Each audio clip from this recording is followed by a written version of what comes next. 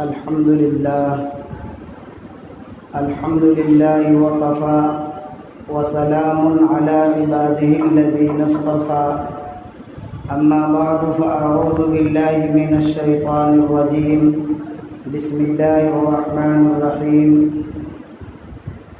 إنا أرسلناك شاهدا ومبشرا ونذيرا وداعيا إلى الله بإذنه وسراجا منيرا وقال تعالى ربنا وابعث فيهم رسولا منهم يتلو عليهم آياتك ويعلمهم الكتاب والحكمة ويزكيهم إنك أنت العزيز الحكيم صدق الله العظيم.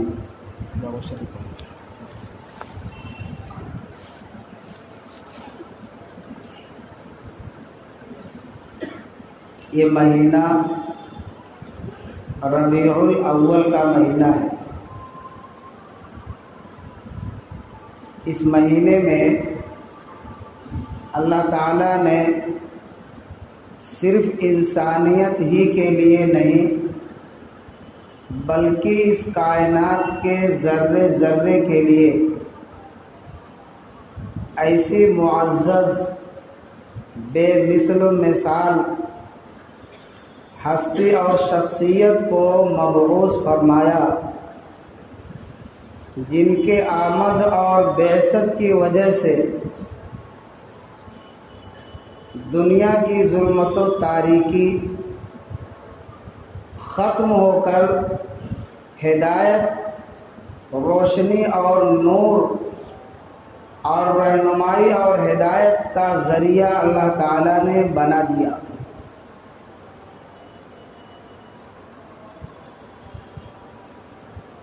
ہر ولادت پر ولادت کے بعد تذکرہ ہوتا ہے، لیکن اللہ تبارک و تعالی نے اپنے محبوب صلی اللہ علیہ وسلم کی آمد سے پہلے اور بہت پہلے آپ کے نام کا گویا کہ اظہار کر دیا. یہاں تک کی روایتیں ہیں کہ حضرت آدم علیہ السلام اپنے ان نسیان اور بھول کی وجہ سے جو جنت میں درخت اور اس کا دانہ کھا لیے اور جنت سے نکال کر دنیا میں بھیجے گئے، مسلسل دعا کرتے رہے، روتے رہے. فَتَلَقَّى آدَمُ مِن رَّبِّهِ كَلِمَاتٍ فَتَابَ عَلَيْهِ إِنَّهُ هُوَ التَّوَّابُ الرَّحِيمُ. ایک دو نہیں، مسلسل دعائیں کرتے رہے. بالآخر آدم علیہ السلام نے جب واسطہ دیا کہ اے اللہ اپنے محبوب، اپنے نبی محمد صلی اللہ علیہ وسلم کے واسطے سے مجھے معاف کر دیجئے، تو اللہ تعالیٰ کی طرف سے اس وقت جواب معافی کا آ گیا. بہت پہلے سے اللہ تبارک و تعالیٰ نے آپ کے نام کا اظہار کر دیا، اور ایسا نام اللہ تعالیٰ نے رکھوایا کہ چاہے ماننے والا ہو چاہے ماننے والا نہ ہو، محبت کرنے والا ہو یا محبت کرنے والا نہ ہو، اگر وہ صرف نام ہی لیتا ہے تو نام لینے پر سب سے پہلے اس کے زبان سے آپ کی تعریف ہو جاتی ہے. اس لیے کہ لفظ محمد کے معنی ہیں بہت زیادہ تعریف کیا ہوا، بہت زیادہ تعریف کرنے والے. دونوں معنی کہ آپ صلی اللہ علیہ وسلم بہت زیادہ اللہ کی تعریف کرنے والے بھی ہیں، اور آپ صلی اللہ علیہ وسلم کی ہستی اور شخصیت ایسی ہے کہ پوری کائنات میں آپ سے زیادہ کسی انسان کی کسی شخصیت کی تعریف نہیں کی گئی. انبیاء کرام 1.25 آئے، لیکن کسی نبی کی بعثت سے پہلے بہت سارے واقعات ان کے پیدائش کے نشاندہی کے لیے یا ان کے آمد کی علامت کے طور پر واقعات پیش نہیں آئے۔ تنہا یہ ہستی اور شخصیت اللہ تعالیٰ نے دنیا میں بھیجا جن کی بعثت سے پہلے بہت سارے واقعات، اور چھوٹے موٹے نہیں بلکہ بڑے بڑے واقعات دنیا میں وقوع پذیر ہوئے۔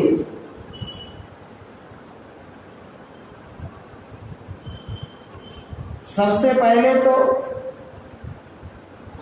دریائے ساوا، بہت بڑا دریا عرب کا، اس علاقے کا جو مانا اور سمجھا جاتا ہے آپ کی آمد سے پہلے وہ خشک ہو گیا۔ اس دریا پر لوگوں کا ایسا عقیدہ تھا کہ یہ کبھی خشک نہیں ہوگا، جیسے خدا ہوتا ہے اس کے اندر اپنی طاقت اور اپنی صلاحیت ہوتی ہے، وہ اضافی اور خارجی طاقت کی اور دوسری صلاحیت کی محتاج نہیں ہوتی، ایسے یہ دریا کا حال ہے جو از خود یہ پانی چلتا اور نکلتا ہے، یہ کبھی خشک اور سوکھنے والا نہیں ہے۔ اس کے اندر وہ طاقت اور صلاحیت ہے، وہ مادہ ہے، اس کی اس طاقت کو اور صلاحیت کو کہ اس کے قبضے میں نہیں ہے، ذاتی نہیں ہے، حقیقی نہیں ہے، پانی چلانے والا، پانی نکالنے والا اور اس کے اندر طغیانی پیدا کرنے والا یہ ہستی اور شخصیت کوئی اور ہے۔ لوگوں کے عقیدے کو ختم کرنے کے لیے، ان کے اندر جو اعتقاد بیٹھا ہوا تھا اس اعتقاد کو ختم کرنے کے لیے اللہ تعالیٰ نے یہ نظام فرمایا کہ اس دریا کو خشک کر دیا۔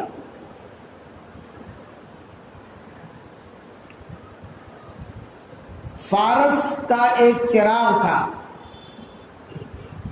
آتش فارس، جو ہزاروں سال سے روشن تھا اور کبھی وہ بجھا نہیں۔ ہزاروں سال گزر گئے، وہ آپ کی بعثت سے پہلے بجھ گیا، روشنی اس کی ختم ہو گئی۔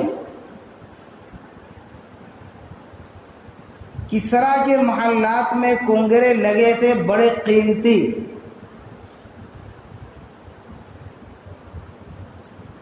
14 کنگرے ایک بارگی ایسا گرے جیسا لگتا ہے کوئی اس کو پکڑ کے توڑ دیا اور گرا دیا۔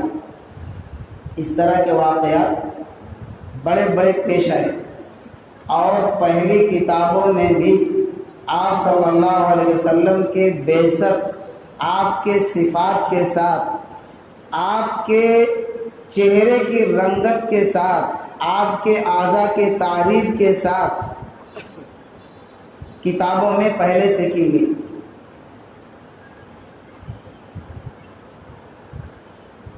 آپ ابھی شکم مادر میں ہیں، حضرت آمنہ کے بطن میں ہیں۔ آپ کے والد ماجد حضرت عبداللہ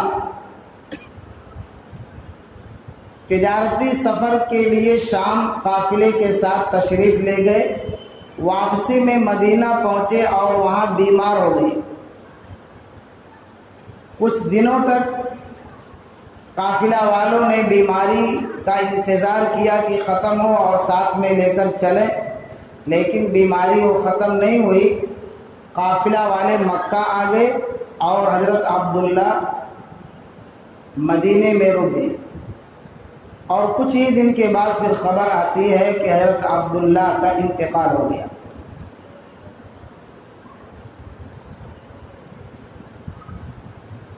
ابھی آپ صلی اللہ علیہ وسلم حضرت آمنہ کے بطن ہی میں ہیں،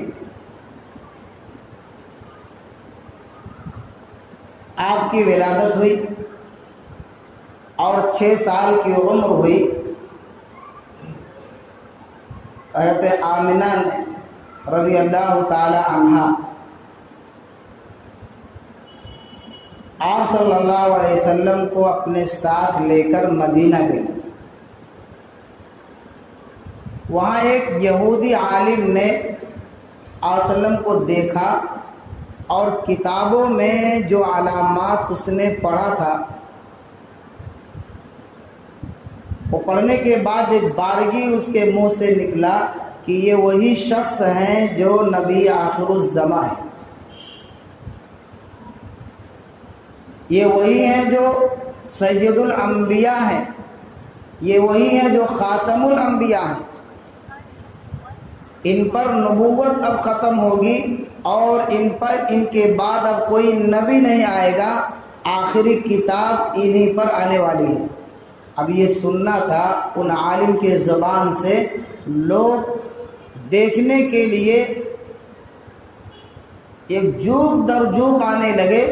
حضرت آمنہ رضی اللہ تعالی عنہا نے دیکھا تو ان کو لے کر وہ واپس ہونے لگی اور مقام ابوا تک پہنچی تھی کہ ان کو شدید بخار آیا، اپنے کنیز کے ساتھ میں تھی، باندھی ان کے ساتھ میں تھی، مقام ابوا پر پہنچی اور بخار آیا۔ اسی بخار میں ان کو لگا کہ اب زندگی ساتھ نہیں دے گی، کچھ احساس جاگا، بیماری بڑھی، تو اس کنیز سے انہوں نے وصیت کیا کہ یہ میرا بیٹا ہے، اس کو تم ان کے دادا کے پاس، دادا عبد المطلب، ان کے پاس صحیح سالم پہنچا دینا۔ وہ مکہ کے رئیس تھے، سردار تھے، اور ان کی سرداری ہر قبیلے کے لوگوں کو تسلیم تھی، ہر قبیلے کے لوگوں کو، بڑے باعزت سردار تھے، بڑے باعزت سردار تھے۔ ابرہہ جو بیت اللہ شریف کو ڈھانے اور گرانے کے لیے یمن سے آیا تھا، اور جس نے مقام صنعاء میں ایک الگ بیت اللہ بنا کر رکھا تھا کہ لوگ مکے میں جاتے ہیں حج کرنے، عمرہ کرنے، تو کیوں نہ میں ہی ایک ایسا بیت اللہ اور کعبہ یہاں بنا دوں کہ لوگ ادھر جانے کے بجائے ادھر آئیں۔ بڑا قیمتی، عالی شان، بہت طول و عرض میں اس نے تعمیر کروایا اور لوگوں کو آنے کی دعوت دی، اعلان کرایا کہ اب حج کرنے کے لیے یہاں آؤ، عمرہ کرنے کے لیے یہاں آؤ۔ عرب کے لوگوں کو یہ بات سن کر بہت تکلیف ہوئی۔ بنو کنانہ کے ایک شخص نے یہ خبر سن کر سفر کیا، یمن کا مقام صنعاء پہنچا اور اس کے اس کنیسہ میں جا کر سنڈاس اور پیشاب کیا۔ جب ابرہہ کو معلوم ہوا کہ مکے سے آدمی آیا اور یہاں سنڈاس اور پیشاب کر کے گیا تو اس کو بڑا برا لگا۔ اب اس نے ارادہ کر لیا کہ میں اس بیت اللہ کو ہی ختم کر دوں گا جس کی وجہ سے میرے گھر کو اور میرے کنیسہ کی بے حرمتی کی گئی۔ اب وہاں سے لشکر تیار کیا، لشکر تیار کیا تو مقام یمن ہی سے کچھ لوگوں نے مخالفت کی، لیکن جو مخالفت جنہوں نے کی ان کو گرفتار کر لیا، عام لوگوں کو بھی، سرداروں کو بھی۔ راستے میں 3 جگہ اور لوگوں نے مزاحمت کی، روکنا چاہا، لیکن تینوں جگہ وہ غالب رہا اور روکنے والے مغلوب ہوئے اور گرفتار ہوئے۔ بڑا قافلہ لے کر حضرت عمیر بن نفیل، انہوں نے بھی مقابلہ کیا لیکن کمزور پڑے، گرفتار کر لیے گئے۔ انہوں نے کہا کہ مجھے مارنا اچھا نہیں ہے، مجھے اپنے ساتھ لے کر چلو، میں تمہیں راستہ بتلاؤں گا کہ خانہ کعبہ کا اور ہر جگہ کا میں تمہیں ایڈریس بتاؤں گا۔ قتل نہیں کیا، ساتھ میں لے کر گیا۔ جب مکے سے قریب پہنچا، قافلے کو روکا اور اعلان کر دیا کہ یمن کا بادشاہ آیا ہے، عوام سے اور لوگوں سے لڑنے کی نیت سے نہیں، وہ خانہ کعبہ گرانے آیا ہے۔ اگر لوگ مزاحمت نہیں کریں گے، سامنے نہیں آئیں گے، تو بادشاہ سلامت ان سے کچھ بھی تعارض نہیں کریں گے۔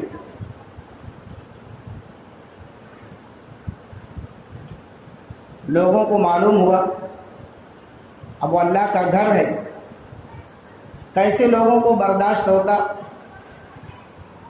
لیکن کمزور حالت تھی، مقابلے کی طاقت نہیں تھی، اور سردار اس وقت حضرت ابو عبد المطلب ہی تھے۔ وہ خانہ کعبہ کا دروازہ پکڑ کر دعا بھی کیے اور کافی دیر تک روتے بھی رہے۔ انہی کے ہاتھ سے دوبارہ زمزم کی نشاندہی ہوئی۔ مسلسل 3 راتوں تک یہ خواب دیکھتے رہے کہ فلاں جگہ کو کھودو، نیکی کو کھودو، نیکی کو کرو۔ چوتھے رات میں ان کو بتایا گیا کہ صبح میں ایک کوا آئے گا، مشرقی جانب بیٹھے گا، زمین کو کھریدے گا، جس جگہ کھریدے گا وہی جگہ وہ زمزم کی ہوگی، اور اسی جگہ کو تم کھودو تو وہاں سے زمزم بھی ملے گا، اور بیت اللہ شریف میں جو نظر و نیاز کے بہت سارے خزانے رکھے ہوئے تھے اور وہاں دفن کر دیے گئے وہ بھی ملیں گے۔ چنانچہ انہوں نے ویسا ہی کیا، اور چوتھے دن ایک کوا آیا، مشرقی جانب میں بیٹھا، اس نے چونچ سے پنجوں سے کھریدنا شروع کیا، اور انہوں نے دیکھ لیا، اور بعد میں یہ کھودتے رہے، آخرکار زمزم کے کنویں کی مڈیر ملی اور پانی نکلنا شروع ہو گیا۔ بہت بڑا اعزاز ان کو اس سے ملا، اس لیے کہ عرب اس وقت پانی کے معاملے میں انتہائی پریشان تھا۔ پانی گویا کہ ان کے لیے بہت بڑی نعمت تھی کہ بادشاہ نے، سردار نے محنت کیا، اس محنت کے صلے میں سب کے لیے پانی کا انتظام ہوا۔ تو عبد المطلب نے خانہ کعبہ کے دروازے کو پکڑ کر دعا بھی کیا اور بہت روئے، اپنے کمزوری کو بتلائے کہ لڑنے کی طاقت نہیں ہے، پروردگار یہ تمہارا گھر ہے، حفاظت ہی آپ ہی کر سکتے ہیں۔ ابرہہ نے پھر کچھ لوگوں کو بھیجا کہ وہاں کا جو سردار ہے مکے کا، اس کو لے کر میرے پاس آؤ۔ عبد المطلب ان کے ساتھ میں ابرہہ کے پاس پہنچے۔ وہ ایک تخت بنایا تھا، جو بادشاہوں کا تخت ہوتا ہے۔ ان کا چہرہ دیکھ کر وہ مرعوب ہو گیا، ایسی وجاہت اور ایسا رعب چہرے پر تھا، اتنے خوبصورت تھے کہ دیکھ کر اس کے اندر رعب پیدا ہوا، ڈر پیدا ہوا۔ وہ چاہ رہا تھا کہ تخت پر بلا کر اپنے ساتھ بیٹھاؤں، لیکن ابھی تک کسی کو اپنے تخت پر بازو میں بیٹھایا نہیں تھا۔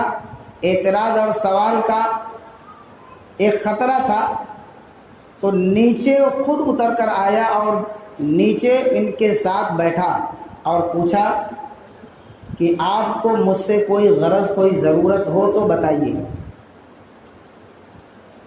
مجھے معلوم ہو گیا کہ آپ مجھ سے مزاحمت نہیں کریں گے، اب آپ کو چاہیے کیا، کس چیز کی آپ کو ضرورت مجھ سے ہے، کیا مدد چاہتے ہو وہ بتاؤ۔ انہوں نے کہا مجھے آپ سے کوئی مدد نہیں چاہیے، میں صرف یہ چاہتا ہوں کہ میرے جو 200 اونٹ تمہارے لشکر کے لوگ پکڑ کر لے آئے ہیں، وہ 200 اونٹ مجھے واپس کر دیے جائیں۔ ابرہہ نے کہا کہ میں آپ کو بڑا ہوشیار، عقل مند سمجھتا تھا، لیکن آپ نے تو بچوں والی بات کی، اس سے آپ کی عزت میرے دماغ سے ختم ہو گئی۔ انہوں نے کہا کہ یہ اونٹ میرے ہیں، میں اس کا مالک ہوں، اور جہاں تم جا رہے ہو وہ گھر اللہ کا ہے، اللہ اس کا مالک ہے، اس کے بچانے کی، حفاظت کرنے کی ذمہ داری میری ہے، اس کے بچانے کی، حفاظت کرنے کی ذمہ داری اللہ کی ہے۔ چنانچہ ہوا وہی کہ اللہ تعالیٰ نے اپنے گھر کی چھوٹے چھوٹے پرندوں کے ذریعے سے حفاظت فرمائی. ہر چڑیا کے پنجے میں ایک ایک اور چونچ میں ایک، تین تین کنکری لے کر چھوٹی چھوٹی چڑیاں جس کو ابابیل قرآن میں کہا گیا ہے وہ لے کر آئیں، اور کہاں یہ ہاتھیوں والا لشکر ابرہا. چھوٹا چھوٹا پتھر جس ہاتھی پر گرتا تھا وہ جیسے آج کے وقت کا میزائل کسی کے اوپر گر گیا ہو. وما رمیتا اذ رمیتا ولکن اللہ رما، یہ قرآن کی آیت ہے. اس آیت میں اتنا پاور ہے کہ اگر کوئی شخص کنکر لے کر بھی دشمن کو مارے تو جیسے میزائل کی طاقت ہوتی ہے ایسی طاقت اس کنکر کے اندر اللہ پیدا کر دیتے ہیں. وما رمیتا اذ رمیتا ولکن اللہ رما، بڑی مضبوط بڑی طاقتور یہ آیت ہے. وہ لشکر ہلاک ہو گیا. یہ واقعہ بھی پیش آیا. اب مقام ابوا پر حضرت آمنہ نے اپنے خادمہ کو وصیت کی کہ میرے بیٹے کو صحیح سالم عبد المطلب کے پاس پہنچا دینا. چنانچہ وہ لے کر آئیں، وہیں انتقال ہو گیا. 6 سال کے بیٹے نے کس ہاتھ سے اور کس طرح ماں کو دفن کیا ہوگا، نہ کوئی یار و مددگار اور نہ کوئی کچھ بتانے اور سکھانے والا. ہوا سب کچھ اور مکے آئے. عبد المطلب نے دادا نے بڑی محبت سے پرورش کی، لیکن 2 ہی سال کے بعد ان کا بھی انتقال ہو گیا. ابھی ماں کے پیٹ میں ہے باپ کا انتقال، اور 6 سال کی عمر ہوئی ماں کا انتقال. حقیقی بھائی کوئی نہیں، حقیقی بہن کوئی نہیں. تنہا تنہا یہ شخصیت اور ہستی. اللہ تعالیٰ کا نظام کیسا ہے، اللہ تعالیٰ کیسی مدد فرمانے والے ہیں.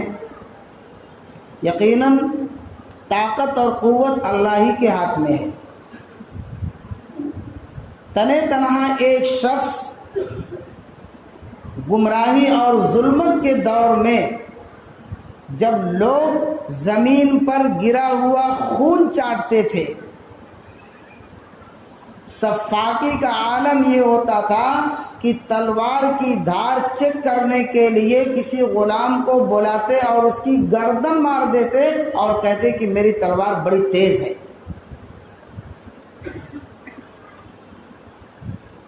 برائیوں میں مقابلہ ہوتا، لڑائیوں میں سالہ سال وصیت کی جاتی. ہر طرف کفر و ظلمت چھایا ہوا. اس تاریکی کو مٹانے کے لیے اللہ تعالیٰ نے اپنے حبیب کو بھیجا. ایسے ماحول میں 2 سال کے بعد جب دادا کا انتقال ہوا تو آپ کے چچا ابو طالب نے اپنے کفالت میں لی اور بڑے ناز و نخرہ کے ساتھ، بڑی محبت اور لگاؤ کے ساتھ آپ کی پرورش کی. ان کے پرورش کے ہی دوران مکہ کے بہت سارے سردار جمع ہوئے ابو طالب کے پاس کہ اپنے بھتیجے کو آپ اس کام سے روکیے کہ ایک اللہ کے توحید کی دعوت دیتے ہیں، دوسرے معبودوں کو ناکام اور کمزور کی نفع نقصان کے مالک نہیں ہیں، خود اپنے یہ مالک نہیں ہیں، اپنے وجود کے مالک نہیں ہیں، یہ سب کہنا چھوڑ دے. حضرت ابو طالب نے بلایا بھتیجے، مکے کے سرداروں کو اور تمام لوگوں کو یہ شکایت ہے کہ آپ ایسا کام نہ کریں. تو آپ نے بردستہ کیا کہا؟ آپ نے کہا کہ چچا، اگر مکے کے لوگ میرے ایک ہاتھ میں چاند اور دوسرے ہاتھ میں سورج لا کر رکھ دیں اور یہ کہیں کہ نہ کرو، تب بھی میں اس کام سے رکنے والا نہیں ہوں. کتنی ہمت اور کتنی قوت کتنا دین کی فکر، کتنا توحید کا غلبہ تھا. دوست کوئی نہیں نظر آ رہا ہے، جتنے نظر آ رہے ہیں سب دشمن کی شکل میں نظر آ رہے ہیں. اگر کوئی سر پر ہاتھ رکھنے والا ہے تو ان کے سامنے بھی آپ نے کہہ دیا کہ میں اس کام سے رکنے والا نہیں ہوں، میں توحید کی دعوت ہی دیتا رہوں گا، میں اسی لیے بھیجا گیا ہوں. جب اہل مکہ نہیں مانے تو آپ طائف تشریف لے گئے. 3 سردار تھے، تینوں نے انکار کیا، الگ الگ جملے سنائے، طنزیہ جملے سنائے کہ کیا تمہارے اللہ کو تمہارے علاوہ کوئی نہیں ملتا تھا جن کو یہ کام دیتے؟ تم ہی اکیلے ملے تھے. طنزیہ جملہ. وہاں سے بھی دل برداشتہ ہو کر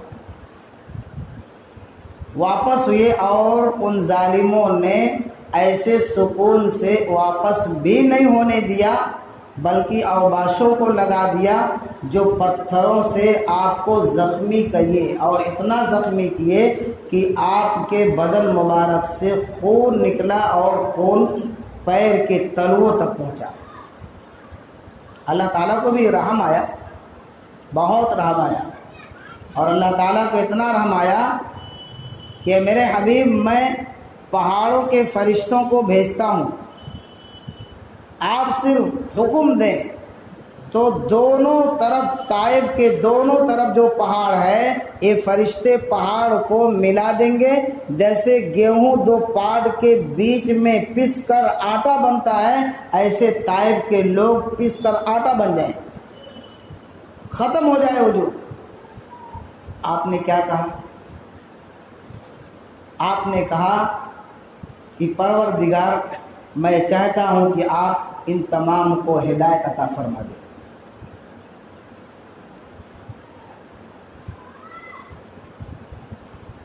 ایک ہے کہ دشمن سے بدلہ لینا، ایک ہے دشمن کو اس سے آگے معاف کرنا، اور اس سے بڑھ کر ہے کہ دشمن کے لیے ہدایت کی دعا کرنا، عافیت کی دعا کرنا. یہ جگر، یہ صلاحیت، یہ دل اور یہ فکر اللہ نے دیا تھا ہمارے لیے. علیہ وسلم کی جو بعثت ہے انسانوں کے لیے اور کائنات کے ذرے ذرے کے لیے، وہ کیا ہے کہ جو دین آپ لے کر آئے، جو تعلیم آپ لے کر آئے، جو مقصد آپ لے کر آئے، اس دین کو، اس تعلیم کو، اس مقصد کو ہمیں ادا کرنا ہے اور اپنی زندگی میں لانا ہے. آپ نے جس طریقے سے تجارت کرنے کو کہا، اس طریقے سے ہمیں اور آپ کو تجارت کرنا ہے. جس طریقے سے آپ نے ہم کو اور آپ کو اپنے معاشرے میں، اپنے گھر میں، اپنے رشتہ داروں میں رہنے کے لیے کہا، اس طریقے سے ہمیں رہنا ہے. جس طریقے سے آپ نے نماز پڑھنے کے لیے کہا، اس طریقے سے ہمیں نماز پڑھنا ہے. اور جس طریقے سے معاملات میں حق گوئی اور سچ گوئی کی آپ نے تعلیم دی، اس طریقے سے تمام معاملات میں حق اور سچ پر قائم رہنا ہے، کہنا اور جمنا ہے، نفع ہو یا نقصان ہو. تو عبادات کو جو آپ نے بتایا، عبادات کو اپنی زندگی میں لانا ہے. کہ آپ نے نماز کی تعلیم دی، ہم کو نماز ویسے پڑھنا ہے. روزہ رکھنے کی تعلیم دی، ہم کو روزہ رکھنا ہے. حج کی وسعت کے اوپر کہ اگر اللہ تعالیٰ وسعت عطا فرمائے حج کرنا ہے تو ہمیں ایسے موقع پر حج کے لیے جانا ہے. زکوٰۃ صاحب نصاب پر فرض ہے، صاحب نصاب ہونے کے بعد زکوٰۃ دینا ہے. تو ان چیزوں کو اپنے زندگی میں، اپنے عمل میں لانا ہے. کیسے ہمیں کھانا کھانا ہے، کیسے ہمیں راستہ چلنا ہے، کیسے ہمیں سونا ہے، کیسے بڑوں سے بات کرنا ہے، کیسے چھوٹوں کے ساتھ پیش آنا ہے. یہ تعلیم زندگی کے ہر شعبے کی، ہر چیز کی آپ نے تعلیم دی. صرف 63 سال کی زندگی میں آپ نے ایک انسان کے ابتدا سے لے کر انتہا تک آنے والے تمام امور اور تمام اعمال کو آپ نے بتا دیا، کر کے دکھا دیا۔ صلہ رحمی کیسے ہوتی ہے، رشتہ ناتا کیسے جوڑا جاتا ہے۔ ابو جہل وہ بھی آپ کا حقیقی چچا، آپ کو تکلیف دینے میں اس نے کوئی گوشہ کوئی حصہ چھوڑا نہیں، لیکن آپ کتنا معاف کرنے والے، آپ اتنا معاف کرنے والے کہ ابو جہل ایک بار خود کو بیمار بنا لیا، اپنے چوکھٹ کے سامنے ایک گہرا کنواں کھدوایا، اوپر سے خش و خاشاک ڈال کر دھول اور مٹی سے برابر کر دیا کہ زمین دوسرے زمین کے مثل میں ہو جائے، اسی کے مانند ہو جائے کہ پتہ نہ چلے، اور خبر بھیجا کہ جا کر میرے بھتیجے سے کہو کہ ابو جہل کی طبیعت بہت خراب ہے، بچنا مشکل ہے، اگرچہ میں بہت ستا چکا ہوں لیکن جب وہ سنیں گے تو ضرور آئیں گے۔ اور مقصد کیا تھا کہ راستہ آنے کا یہی ہے، آئیں گے اسی میں گریں گے اور کام ان کا تمام کر دیں گے۔ یہ سب ہونے کے بعد بھی آپ کو خبر ملی اور آپ گئے، اور جب وہ گڑھے کے پاس آپ پہنچنے والے تھے اللہ تعالیٰ نے فرشتوں کو بھیج کر آپ کو رکوایا، کیا صورتحال ہے اس سے آگاہ کیا، اور آپ جب واپس ہونے لگے تو چادر کے اندر سے ابو جہل دیکھ رہا تھا کہ آ رہے ہیں، اور جب واپس مڑتا دیکھا تو ایک بارگی ایک دم گھبرا گیا کہ جلدی پکڑو اور زبردستی گڈھے میں ڈالو۔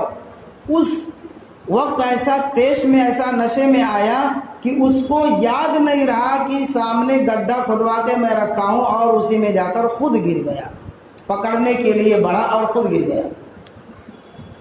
اب خود گرنے کے بعد لوگ لاکھ کوشش کیے کہ اس کو گڑھے سے نکال لیں، نہیں نکال پا رہے۔ پھر آپ صلی اللہ علیہ وسلم نے رسی ڈالی اور پکڑ کے آپ نے نکالا۔ کیسا جگر تھا، سامنے خنجر ہے، جس خنجر سے قتل ہونا ہے گویا کہ وہ خنجر ان کے لیے بچاؤ کا سبب ہو گیا، خود آپ نکال لیں۔ دشمنوں کے جنازے پر بیٹے کے کہنے پر کہ میرے باپ کا جنازہ آپ پڑھا دیں، پوری زندگی وہ شخص تکلیف دیتا رہا، ستاتا رہا، بیٹے کے فرمائش اور درخواست پر آپ جنازہ پڑھانے کے لیے آ گئے۔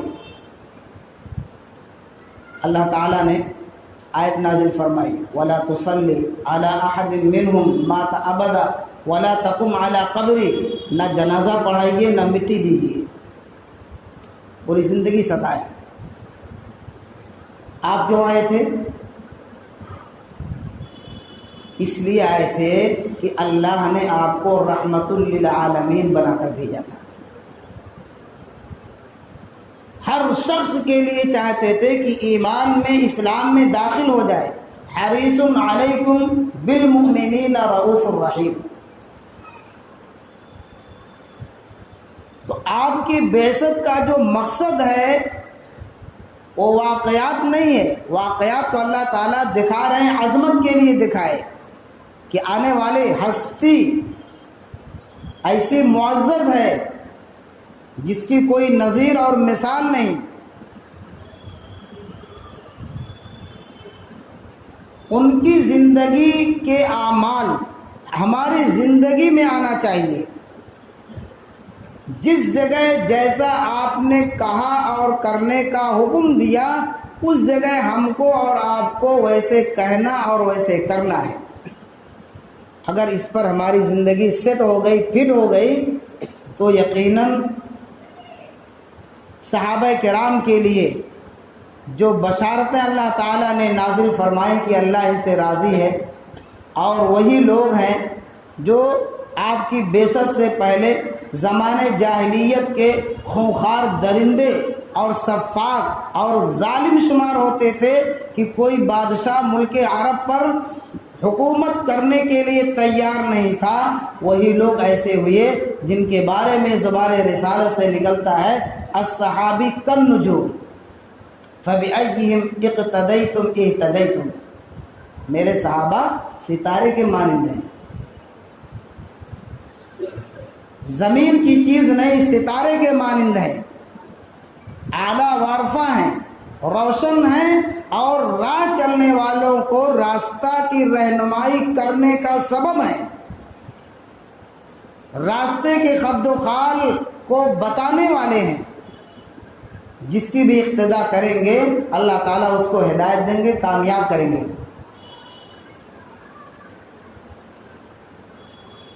تو یہ مہینہ ہمیں اپنی زندگی کے بدلنے کا مہینہ ہے، یعنی ہماری زندگی سنت کے مطابق ہو جائے، رسومات سے، بدعات سے، خرافات سے نکل جائے۔ اور وسلم کی عظمت اور محبت کے ناطے بہت سارے لوگ اس ساؤنڈ گھر میں لگا لیتے ہیں، نعت وغیرہ سنتے ہیں، اس مہینے میں بڑا اہتمام کرتے ہیں، روشنیاں کرتے ہیں، کچھ پکاتے کھاتے ہیں۔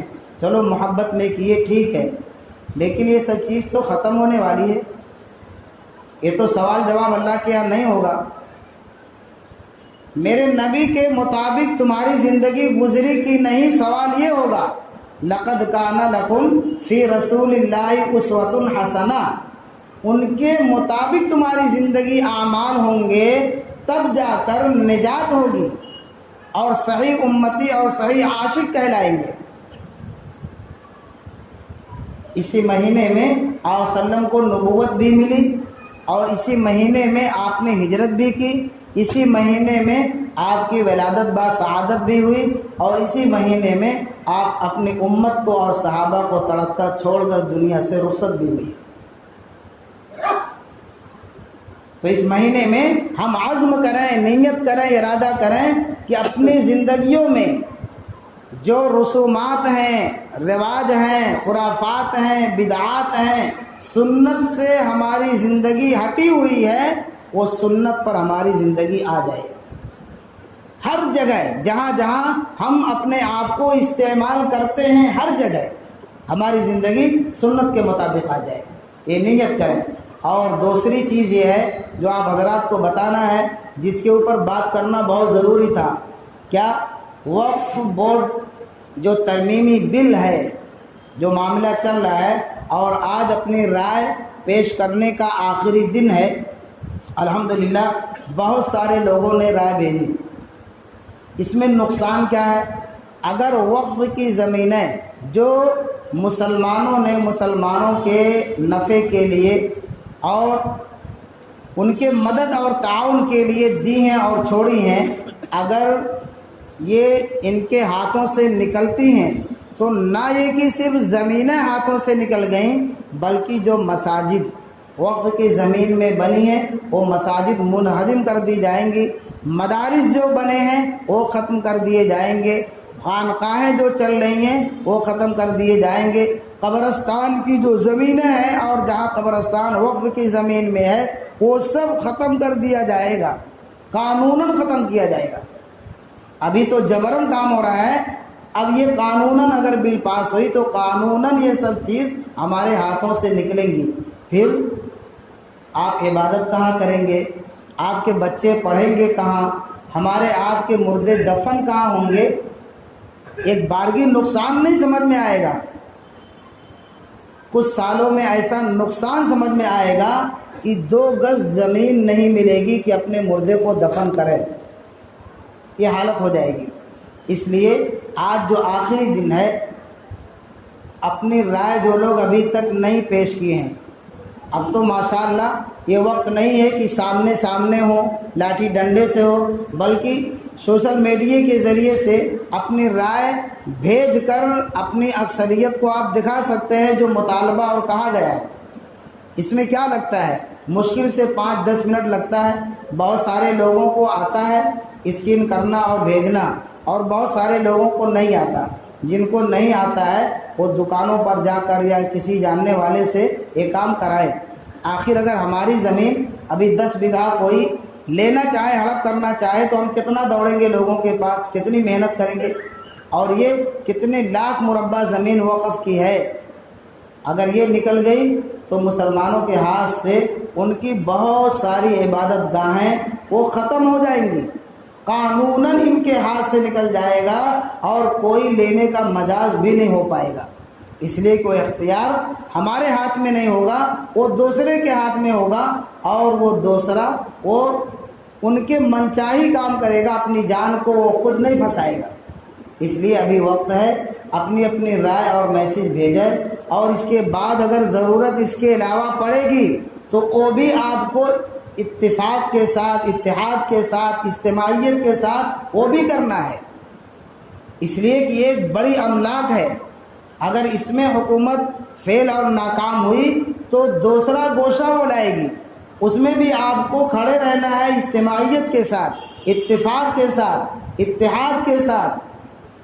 نہ آپ کو لڑائی کرنا ہے، نہ آپ کو جنگ کرنا ہے، صرف اپنا حق مانگنا ہے. یہ ہمارا حق ہے، اور حق مانگنے کا، حق وصول کرنے کا اسلام نے حکم دیا ہے. عزت کسی کی محفوظ نہ ہو تو عزت کی حفاظت کا بھی حکم دیا ہے کہ اپنے عزت کے لیے آپ کو جو کرنا ہے آپ کر سکتے ہیں. شریعت نے، اسلام نے، ہمارے دین نے ہمیں اجازت دی ہے. اپنا حق وصول کرنے کے لیے ہمارے دین نے ہمیں اجازت دیا ہے، اور ہمیں کہا ہے کہ اپنا حق جس طرح وصول سکتے وصولنے کی اجازت ہے. جب تک جو قوم متفق رہتی ہے، متحد رہتی ہے، اس کے اندر اجتماعیت باقی رہتی ہے، تو اجتماعیت کے ساتھ اللہ تعالیٰ کی مدد نازل ہوتی ہے. اتفاق کے ساتھ اللہ تعالیٰ کی مدد نازل ہوتی ہے.